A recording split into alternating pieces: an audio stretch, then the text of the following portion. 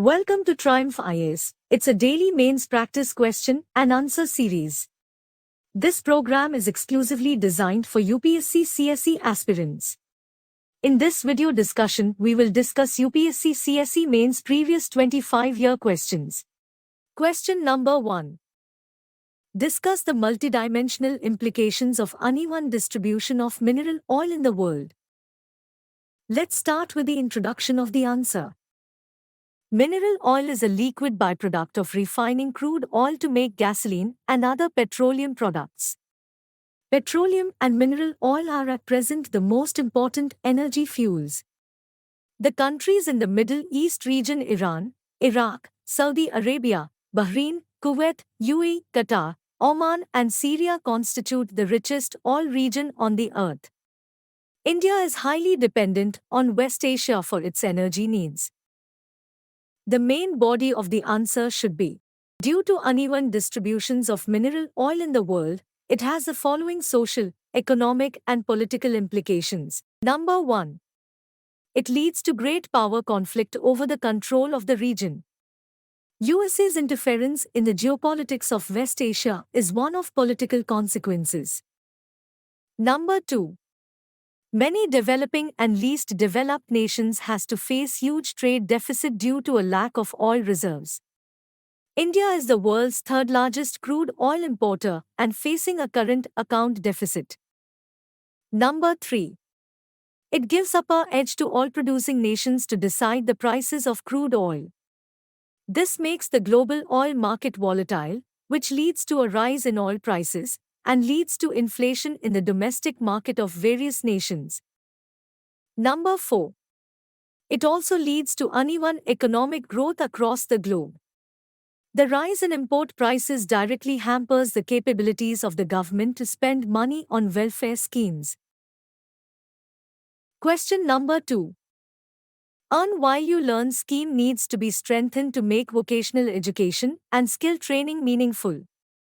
Comment. Let's start with the introduction of the answer. Earn and Learn scheme has been implemented worldwide.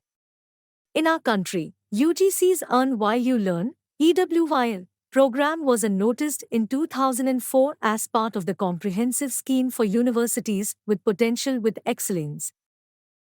The main body of the answer should be, the scheme has been in operation in the Ministry of Tourism, Government of India since 2012, providing part-time employment to an enrolled student in a college or university, enabling her/him earn to pay educational expenses. The Earn While Learn program provides opportunities to the students to earn while they are learning through the part-time jobs and the entrepreneurial projects, thus preparing them to shoulder professional assignments with relative ease. The concept of earning while learning plays a vital role in enhancing employability skills among the students. The general education focuses on creating general human capital, whereas the vocational education creates technical or specific human capital. The scheme should be based on an innovative and sustainable model, which can address current needs of students, both their knowledge base as well as skill or efficiency adaptable to changing conditions. It should never be a one-size-fits-all model. Conclusion of the answer is, we should be able to evolve a model that meets the needs of students, society, and the industry. Question number 3. Do you agree with the view that increasing dependence on donor agencies for development reduces the importance of community participation in the development process? Justify your answer. Let's start with the introduction of the answer.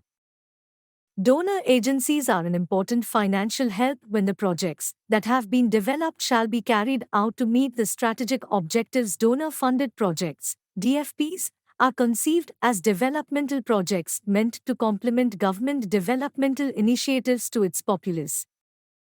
Community participation is perceived to be an essential component in implementing development projects since people's needs are addressed best through participation. The main body of the answer should be, why donor agencies for development are not reducing the importance of community participation in the development process.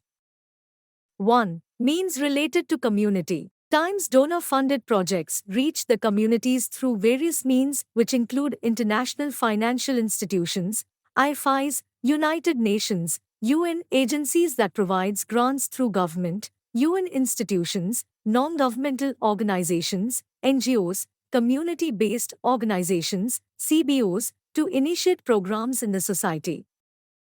2. Community essential ingredient. Times donors consider community participation in projects as an essential ingredient of development and eventually their sustainability after the project cycle from the donor perspective.